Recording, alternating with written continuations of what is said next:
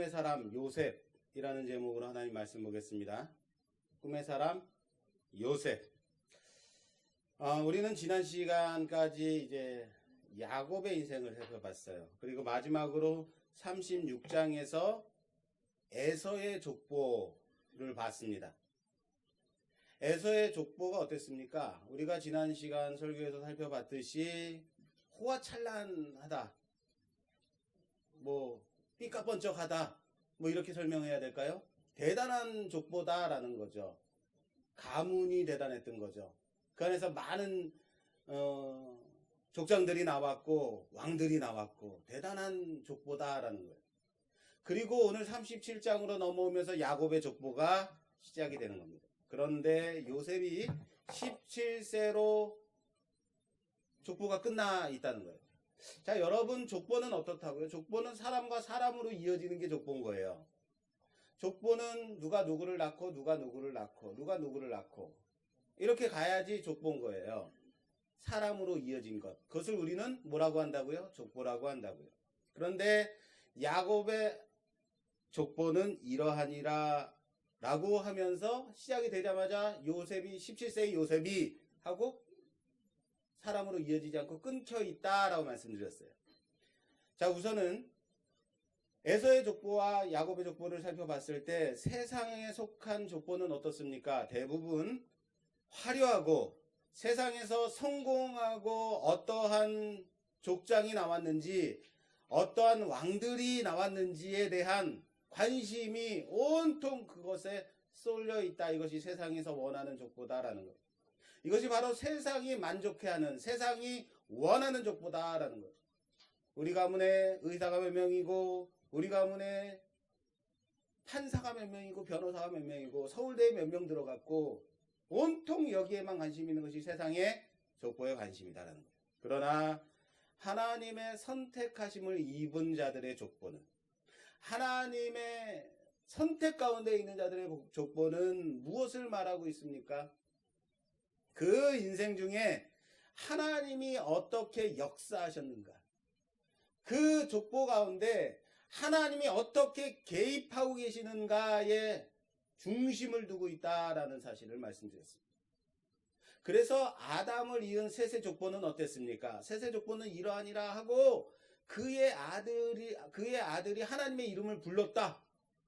그가 어떻게 성공했다가 아니라 하나님의 이름을 부르기 시작했다라고 시작이 돼요. 노아는 방주를 만들었다.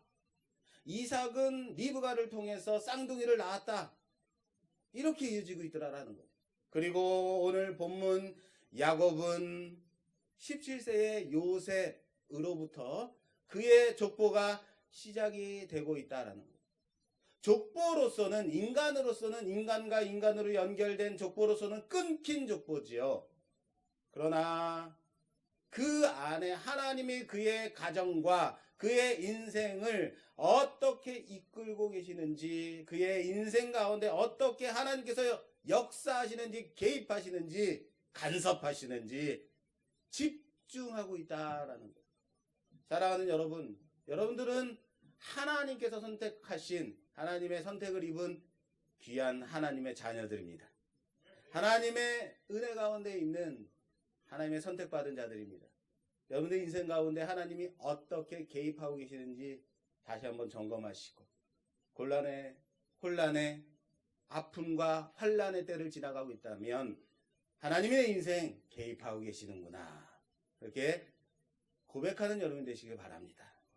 그렇기 때문에 에서의 족보를 보면요, 마지막에 에서의 족보가 에서의 족보 안에 이런 내용이 나옵니다. 36장 6절에 에서가 자기 아내들과 자기 자녀들과 자기 집의 모든 사람과 자기의 가축과 자기의 모든 짐승과 자기가 가나안 땅에서 모은 모든 재물을 이끌고 그의 동생 야곱을 떠나 다른 곳으로 갔으니, 자기 동생 야곱을 떠나서 다른 곳으로 갔다라고 말하고 있어요. 모든 것을 이끌고.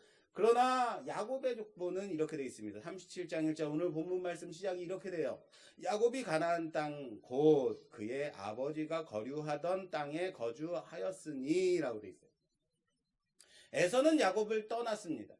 에서는 야곱을 떠났는데 야곱을 떠난 것이 아니라 누굴 떠났어요? 야곱은 아버지가 거류하던 곳에 머물렀다. 그곳 헤브론이죠. 하나님이 이삭과 함께 하셨던, 아브라함과 함께 하셨던, 이삭과 함께 하셨던 그곳, 머물라고 지키라고 했던 그곳에 야곱은 머물렀다. 그러나 에서는 어떻게 되는 거예요? 그곳을 떠났다라는 것을 보여주고 있다라는 거예요. 우리는 지금 창세기의 이 족보들을 통해서 세상은 그들의 소유, 얼마나 가졌는지, 얼마나 유명한 사람이 그들 가운데 있었는지, 얼마나 성공을 했는지, 얼마나 큰 권력을 가졌는지에 대한 관심만 있을 뿐이다라는, 거기에 집중하고 있을 뿐이다라는 것을 보여주고 있지만, 하나님의 사람들은, 하나님의 택함 받은 자들은 그의 인생 가운데 하나님의 역사심에, 그 인생 가운데 하나님이 얼마나 개입하고 계신가에 집중하고 있음을 봐야 된다는 사실. 사랑하는 여러분, 우리 인생 가운데 하나님의 개입하심이 있음을, 하나님이 붙들어 주심이 있음을 고백하는 여러분 되시기 바랍니다. 자, 오늘 설교 제목이 뭐라고요? 꿈의 사람 요셉. 자, 꿈의 사람 요셉으로 끝나면 안 돼요. 그 뒤에 뭐가 있어요? 2, 3, 6점이 있습니다. 예, 이건 가로 열고 이런 것이 아니라 물음표입니다. 물음표가 있다라는 것은 꿈의 사람 요셉, 이것은 요셉이 꿈의 사람이다가 아니라 요셉이 꿈의 사람이 맞는가라는 의문이에요. 자, 우선 우리가 요셉에 대해서 앞으로 계속해서 보게 될 겁니다. 오늘 요셉에 대한 첫 시간이에요. 그러니까 요셉에 대해서 우리가 제대로 하려면 지금부터 요셉이 끝날 때까지 창세기 50장까지 끝까지 가야 되는 거예요. 오늘 여러분 예배 잘 오셨습니다. 왜요? 요셉이 시작했으니까. 그래서 이제부터 요셉을 우리가 함께 살펴볼 건데, 우리가 요셉의 인생에 대해서 살펴보기 앞서서 우리는 요셉에 대해서 가지고 있는 선입견들, 우리가 가지고 있는 요셉에 대한 그런 생각들을 우선 다 내려놔야 될 것입니다. 무슨 말이냐면요, 우리가 요셉하면 뭐라고 말해요? 꿈의 사람이라고 말한다는 거예요. 요셉하면 우리는 뭐라 그래요? 하고 좀 기다려야 되는데 기다리지 않고 바로 말해버리죠. 왜냐하면 다른 말들 하실까봐. 혹시 정답을 말씀하실까봐. 우리는 요셉하면 꿈의 사람이라고 말들을 합니다. 그는 꿈을 붙들고 끝까지 인내하며 끝내 꿈을 이룬 사람이다 라고 말들을 해요. 정말 그렇습니까? 그래서 요셉처럼 큰 꿈을 꾸고 그 꿈을 붙들고 승리하는 삶을 살아갑시다 라고 말해요. 그런데 여기에 큰 오류가 3가지가 있습니다. 첫째, 여러분, 꿈은 꿈을 꾸고 싶다고 꿀 수 있는 건가? 꾸고 싶으면 딱 꾸어지나요? 꿈은 꾸고 싶어서 꾸는 것이 아닙니다. 꿈은 꾸어지는 것이다. 자, 따라서 합시다. 꿈은 꾸어지는 것이다. 요셉의 꿈은요, 하나님이 꾸게 해 주신 거죠. 요셉이 어려서부터 나는 나중에 왕이 될 거야, 나는 나중에 다스리는 사람이 될 거야, 나는 총리가 될 거야 하고 꿈을 꾼 것이 아니라 그 꿈은 누가 주신 것이다? 하나님이 꾸게 해주신 거죠. 그러므로 여러분, 요셉처럼 큰 꿈을 꿉시다 라고 하는 말은 잘못된 말이죠. 두 번째, 요셉은 자신이 꾼 꿈을 끝까지 붙들고 살아갔다. 그러니까 애굽의 종으로 내려갔을 때도, 그리고 누명을 쓰고 감옥에 갇혔을 때도 자신이 어렸을 때 꾸었던 그 꿈을 붙잡고 있었다. 그러니까 우리도 우리의 꿈을 붙들고 살아가야 됩니다 라고 설교들 많이 합니다. 그리고 이러한 교훈은, 그런데 이러한 교훈은 틀린 교훈이다라는 거예요. 잘못된 교훈입니다. 자, 보세요. 요셉은 자신에게 꾸어진 자신이 꾼 꿈을 붙들고 신앙을 지키며 살아갔다라는 근거가 성경에는 사실 없습니다. 도리어 어렸을 때 자신이 꾸었던 그 꿈을 완전히 잊어버리고 살다가 치열하게 살다 보니 어느 날 자신이 꾼 꿈을 기억하게 되었다라는 부분이 성경에는 있어요. 그것이 창세기 42장 6절 이하에 있습니다. 때에 요셉이 나라의 총리로서 그 땅 모든 백성에게 곡식을 팔더니 요셉의 형들이 와서 그의 앞에서 땅에 엎드려 절하매 요셉이 보고 형들인 줄 아나 모르는 채 하고 엄한 소리로 그들에게 말하여 이르되 너희가 어디서 왔느냐. 그들이 이르되 곡물을 사려고 가나안에서 왔나이다. 요셉은 그의 형들을 알아보았으나 그들은 요셉을 알아보지 못하더라. 요셉이 그들에게 대하여 꾼 꿈을 생각하고 요셉이 총리로서 곡물을 전 세계에 팔고 있을 때 형들이 내려와서 요셉 앞에 무릎 꿇고 땅에 엎드려서 절하는 것을 보고 요셉이 무엇을 생각했다고요? 어렸을 때 자신이 꾼 꿈을 기억했다는 거예요. 생각했다라는 거예요. 그 꿈이 이루어졌습니다. 요셉은 결코 17살 때에 17세에 소년이었을 때 자신이 꾸었던 그 꿈을 붙들고 살지 않았다라는 거예요. 아니 그것을 기억하면서 붙들면서 살 만큼 여유 있는 삶을 살지 못했다라는 거예요. 종살이 하는데 급급했어요. 감옥에 갇혀서 그 감옥살이 하는데 급급했다라는 거예요. 그 꿈은 하나님이 주신 것입니다. 그리고 그 꿈을 하나님이 이루어 주셨을 때에 그때의 이루어짐을 보고 비로소 요셉이 하나님께서 이것을 이루셨구나라고 깨달았을 뿐이다라는 것. 중국의 옛 이야기 중에 이런 이야기가 있습니다. 어떤 노인이 한 젊은 청년을 딱 보더니 달려가서 그 앞에서 딱 엎드려서 절하는 거예요. 그래서 자네는 앞으로 재상이 될 관상입니다 라고 그 앞에서 다 절을 했어요. 그랬더니 그 젊은이가 너무 좋아서 와 나는 앞으로 재상이 될 거야. 나는 정말 높은 사람이 될 거구나 하고는 열심히 놀았어요. 나는 어차피 뭐가 될 거니까? 재상이 될 거니까. 나는 어차피 재상이 될 거니까 신나게 놀다가 완전히 망해서 거지가 됐어요.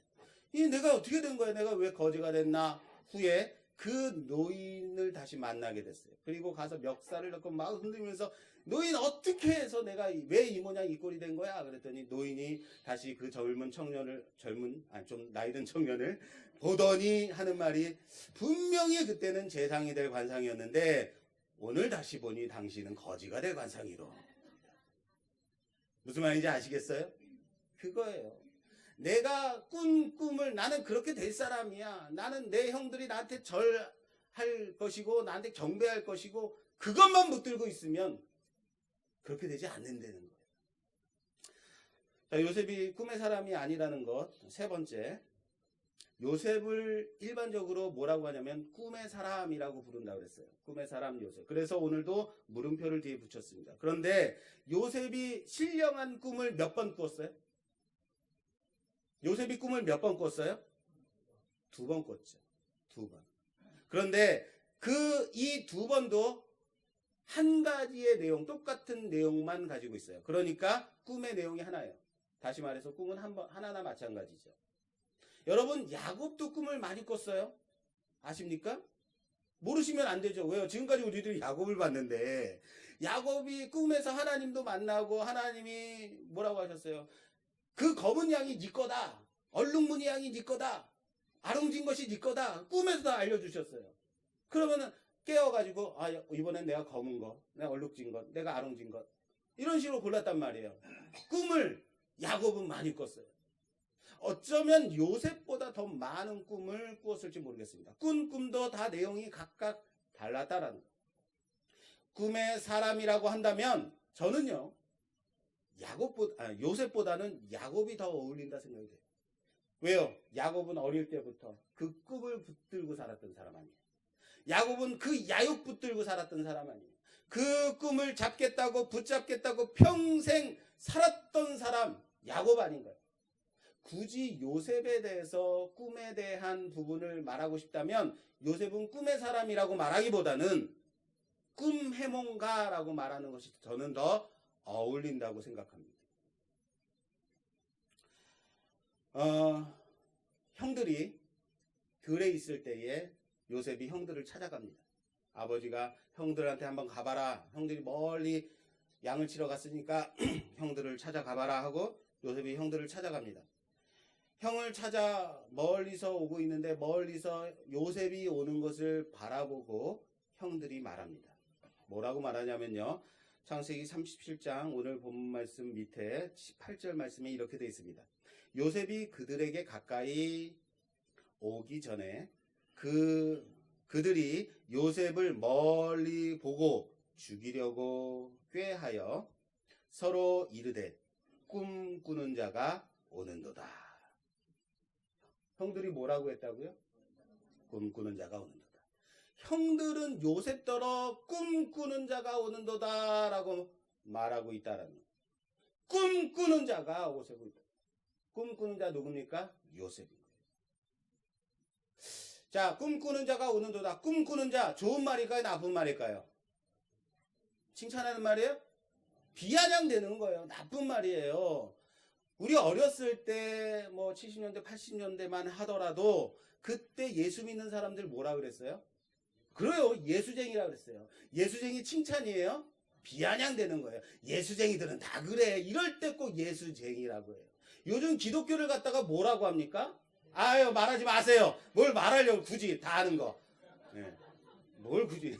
딴 때는 대답들도 안 하면서. 네. 요즘 그렇게 말한단 말이에요. 그게 칭찬이에요? 칭찬 아니에요. 그쵸? 예수쟁이들은 다 그래 라고 비아냥될 때 비웃을 때 그렇게 사용하는 말이 예수쟁이죠. 그런데 말씀은요 굳이 형들이 멀리서 요셉이 오는 것을 보고 꿈꾸는 자가 오는도다 라고 밝히고 있어요. 굳이 형들이 요셉이 오는 것을 봤다 또는 요셉이 오는 것을 보고 비아냥됐다 낮춰 여겼다 싫어했다 뭐 이렇게 말해도 될 것을 형들이 말한 그 단어를 사용하고 있다라는 거예요. 뭐요? 꿈꾸는 자. 꿈꾸는 자라고 표현하고 있다라는 것에 우리는 좀 집중했으면 좋겠어요.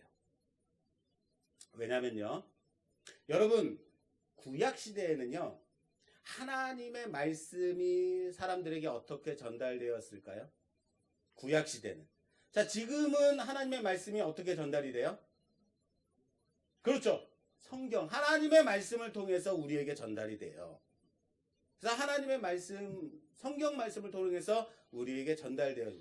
그러나 구약시대에는 성경이 없었기 때문에 하나님의 말씀의 전달 방식이 매우 제한적이었다라는 거예요. 이것을 히브리서 말씀은 1장 1절 이하에 이렇게 되어 있습니다. 옛적의 선지자들을 통하여 여러 부분과 여러 모양으로 우리 조상들에게 말씀하신 하나님이라고 되어 있어요. 옛적에는 어쨌다고요? 선지자들을 통해서 여러 부분과 여러 모양으로 우리 조상들에게 말씀하셨다고요. 그 하나님, 하나님의 말씀이 선지자, 여러 부분, 여러 모양으로 전달이 되었다.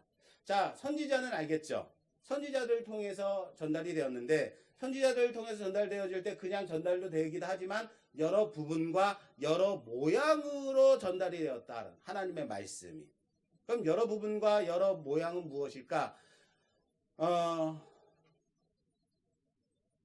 자연의 어떤 현상들. 예를 들면 모세가 시내산에 올라갔을 때 그 시내산에 올라갔을 때 천둥과 구름과 지진 등이 일어남으로 인하여서 하나님의 현현을 드러냈어요.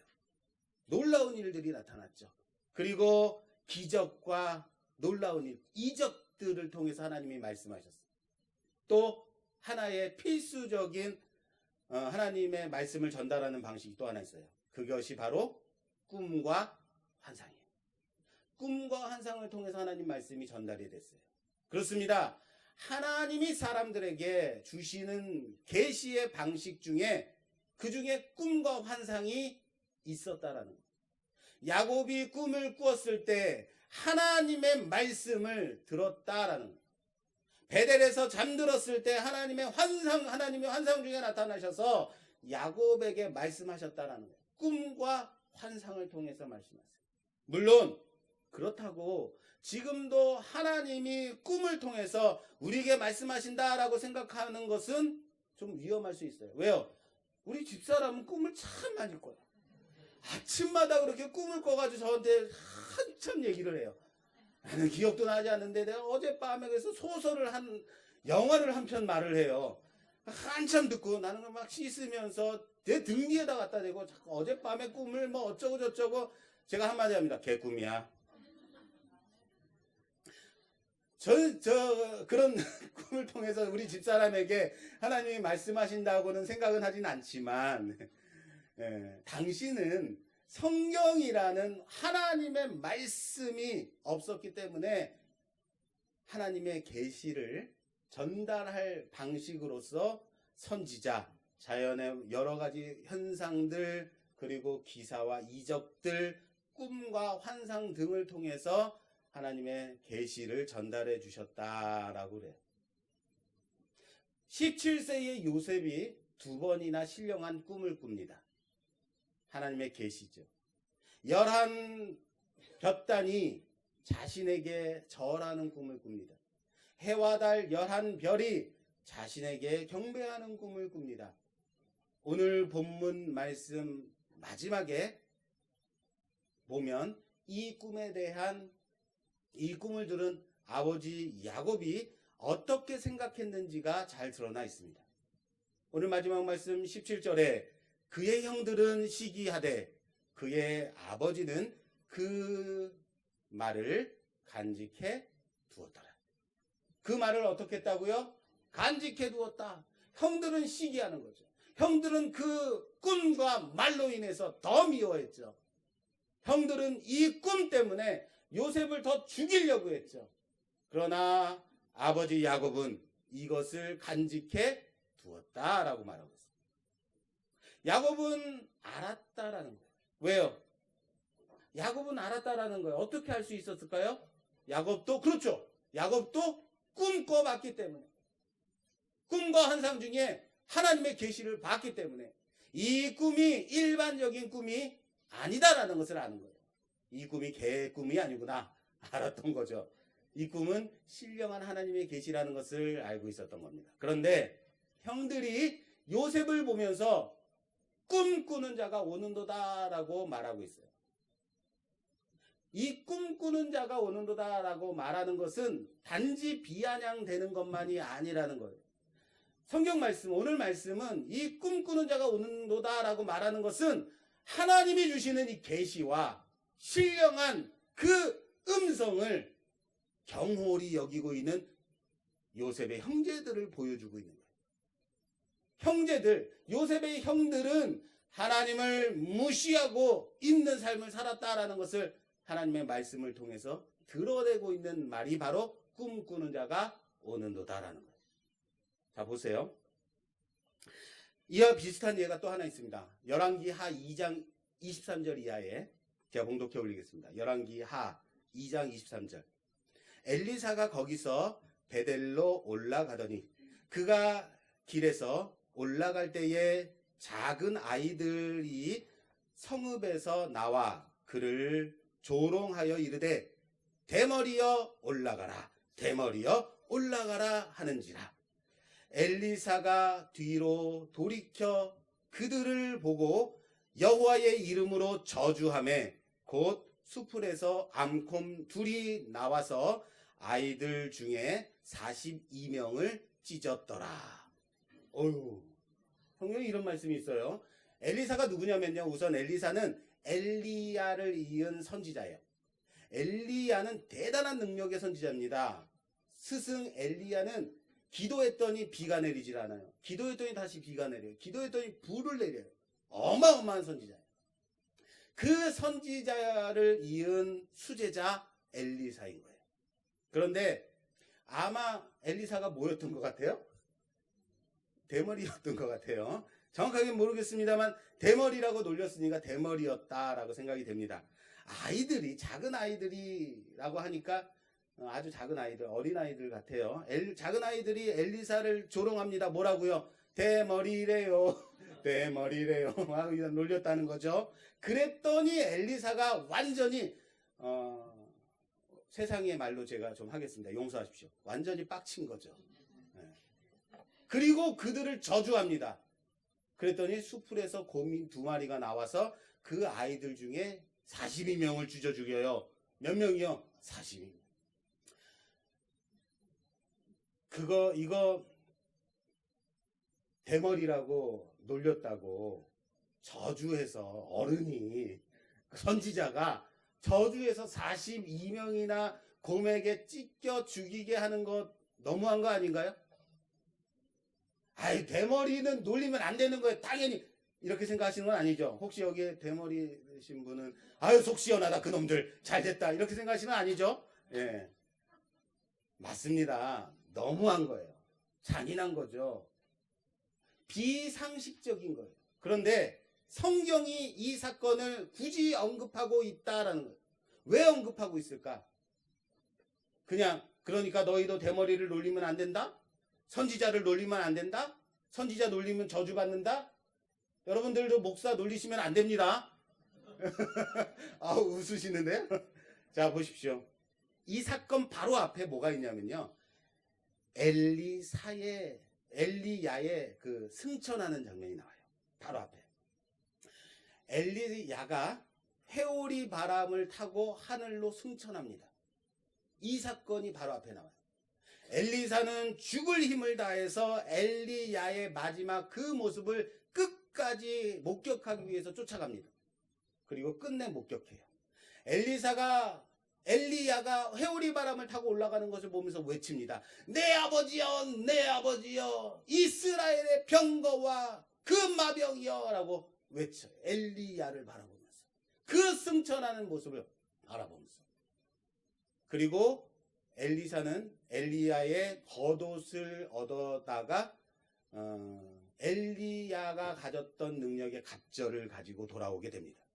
딱 그 겉옷을 강에다 내려 딱 치니까 강이 쫙 갈라지는 거예요. 어마어마한 능력이 생깁니다. 그런데 그 사건 바로 후에 이 아이들이 엘리사를 놀리는 장면이 나와요. 이 사건이 나온다. 이것을 연결해서 봐야 이 본문이 이해가 되는 거예요. 이 사건은요, 단순히 아이들이 엘리사의 대머리를, 그 용모를 저주한 것, 놀린 것 때문에 저주한 것이 아니라는 거예요. 선지자를 놀리면 저주받는다, 이 내용이 아니라는 거예요. 아이들이 엘리사를 놀린 것. 대머리여 올라가라, 대머리여 올라가라 하고 있어요. 무슨 말인지 아시겠어요? 당시에 엘리야가 회오리 바람을 타고 하늘로 올라갔다는 것은 누구를 통해서 전해진 거예요? 엘리사를 통해서 전해진 거예요. 그 엘리사만이 엘리야가 하늘로 올라가는 것을 목격한 유일한 사람이에요. 엘리사밖에 없는 거예요. 다른 사람들은 엘리야의 다른 제자들은 아무도 목격하지 못해요. 다른 사람들도 아무도 몰랐어요. 다른 사람들도. 단지 엘리사가 와서 우리의 스승 엘리야는 회오리 바람을 타고 하늘로 승천했다 그러니까 그런가 보다 생각했을 뿐인 거죠. 그런데 여기 중요한 게 있어요. 다른 제자들이 사람들 50명을 풀어요. 우리 스승 엘리야가 회오리 바람에 실려갔다는데 올라간 게 아니에요. 휩쓸려 갔다는데 혹시 어디 떨어지신 거 아닌가 하고 찾아요. 혹시 회오리 바람 타고 가다 떨어지신 건 아닌가 하고 찾아요. 찾을 수 있었을까요? 없었을까요? 사방으로 찾아다녔지만 못 찾아요. 그들이 찾아다녔다는 얘기는 무슨 말이에요? 자기의 스승 엘리야가 하늘로 올라갔다는 것, 회오리 바람을 타고 올라갔던 것을 믿었다, 믿지 못했다? 믿지 못했다는 거예요. 제자들이요. 그리고 사람들도 믿지 않았다라는 거예요. 그래서 아이들이 엘리야를 바라보면서 놀립니다. 뭐라고요? 대머리여 뭐하라고요? 올라가라. 올라가라는 게 그냥 올라가라는 게 아니에요. 대머리여 올라가라. 뭐예요? 이해되십니까? 너도 너의 스승처럼 하늘로 올라가 보지 그러냐라는 얘기예요. 너도 너의 스승 엘리야가 올라갔다며, 회오리 바람 타고 올라갔다며, 너도 한번 올라가 보지 그래. 그래야 우리가 믿겠다라는 거예요. 이 비아냥되는 것이 단지 엘리사의 용모를 대머리됨을 비웃는 것이 아니라 이 비웃음은 뭐예요? 하나님의 기적을 무시하는 겁니다. 하나님의 행하신 그 놀라운 일을 믿지 않는 거예요.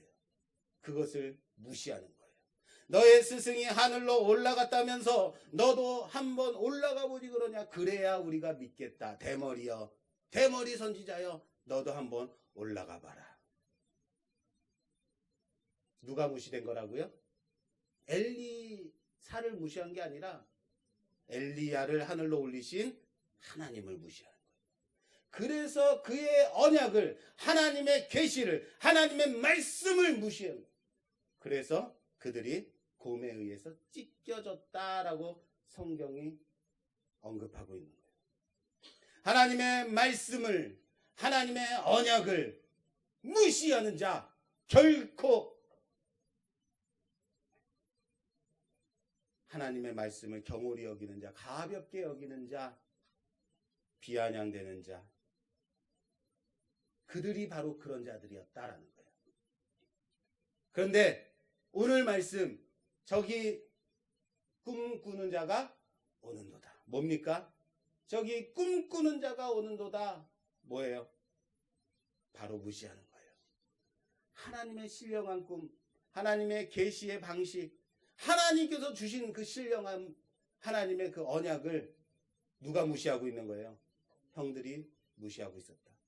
아버지 야곱은 그것을 가슴에 새겼으나, 마음에 두었으나 형들은 무시했다. 저는 요셉을 꿈의 사람 요셉이라고, 꿈꾸는 자 요셉이라고 표현하고 싶지 않다라는 거예요. 그는 하나님의 구원의 역사를 이룬 사람입니다. 하나님의 구원의 그 계획 가운데 먼저 부름받아 애굽으로 보내심을 받은 자라는 사실, 저는 그렇게 부르고 싶습니다. 보내심을 받은 자, 그게 바로 요셉입니다. 할렐루야. 요셉은 꿈꾸는 자가 아니라, 꿈의 사람이 아니라 하나님의 구원의 역사 가운데 보내심을 입은 자다라고 믿으시길 바랍니다. 그러면 자, 요셉은 어떠한 사람일까요? 어떤 사람이었습니까? 요셉은 우리는 영화의 샘플, 영화의 모델이라고 합니다. 야곱을 성화의 모델이라고 했습니다. 그래서 우리는 성화의 과정이 어떻게 이루어졌는지 야곱의 인생을 통해서 봤습니다. 요셉은 이미 그 성화의 과정을 넘어서고 영화로 나아가는 그 샘플을 보여주고 있는 거죠. 영화라는 것이 바로 이런 것이야 보여주는 것이 바로 요셉입니다. 물론 영화라는 이 과정은 세상에 살 동안에 이루어지는 것은 그런 단계는 아닙니다. 우리는 우리의 삶 속에서, 우리의 살아가는 삶 가운데서 성화의 과정을 천천히 밟아갈 뿐인 거예요. 그러나 성경은 영화라는 단계가 있음을 요셉을 통해서 보여주고 있다라는 사실을 믿으시기 바랍니다. 그래서 그런지 몰라도 사람들은요, 자녀를 요셉과 같은 사람이 되게 해달라고 기도합니다. 우리의 자녀들 요셉처럼 되게 해주세요. 이름도 뭐라고 지어요? 요셉이라고 지어요. 자, 그렇다면 여러분, 제가 다시 물어볼게요. 여러분들의 자녀가 요셉처럼 됐으면 좋겠어요? 여러분들의 그 친척이, 여러분들의 가족이 요셉처럼 됐으면 좋겠어요? 그럼 제가 물어볼게요. 정말 여러분들의 자녀가 어렸을 때에 인신매매 당했으면 좋겠어요? 여러분들의 자녀가 억울한 누명을 써가지고 강간범으로 몰려가지고 감옥에 갇혔으면 정말 좋겠어요? 싫죠. 그런데 우리는 요셉처럼 되게 해달라고 기도해요. 뭘 기도하는 거예요? 단지 요셉의 성공 후의 그 모습만 바라보고, 애굽의 총리의 그 모습만 바라보고 있기 때문인 거예요. 세상 사람들과 똑같은 그 안경을 쓰고 요셉을 바라보기 때문이에요. 요셉처럼이란 말. 그래서 하는 거예요. 그러나 그가 그렇게 세상에 대해서 양보지 않았다는 것, 신앙을 지키며 살아갔다는 것, 거기에 우리는 집중해야 된다고 생각합니다. 앞으로 우리는 이 요셉의 인생을 통해서 믿음을 지키는 그 신앙이 신앙과 세상과 구별된 그 삶을 살아가는 그 거룩한 그 신앙의 모습이 얼마나 힘들고 어려웠는지 살펴볼 것입니다. 그리고 그 길이 결코 만만치 않음도 보게 될 것입니다. 누구의 인생을 통해서요? 요셉의 인생을 통해서요. 궁금하시죠? 개봉박두입니다. 그리고 끝내 그 인생을 그를 영화롭게 세우시는 하나님의 역사하심을 보게 될 것입니다. 그리고 우리도 그렇게 살아가기를 배울 겁니다. 사랑하는 여러분, 우리가 그리고 우리의 자녀가 꿈꾸는 것이 추구하는 것이 재물, 권력, 세상의 그런 어떠한 인기나 세상에서 추구하는 것이 아닌 그 인생 속, 우리의 인생 속에서 하나님이 만져주심이, 다스리심이 있는 그 삶을 살아가도록 기도하시는 여러분 되시기를 주님의 이름으로 부탁합니다. 그리고 신앙을 지킴으로써 끝내 하나님이 영화롭게 세우심을 바라보고 살아가기를 기대하며 거룩으로 나아가는 여러분들이 되시기를, 우리 모두가 되기를 주님의 이름으로 축원합니다.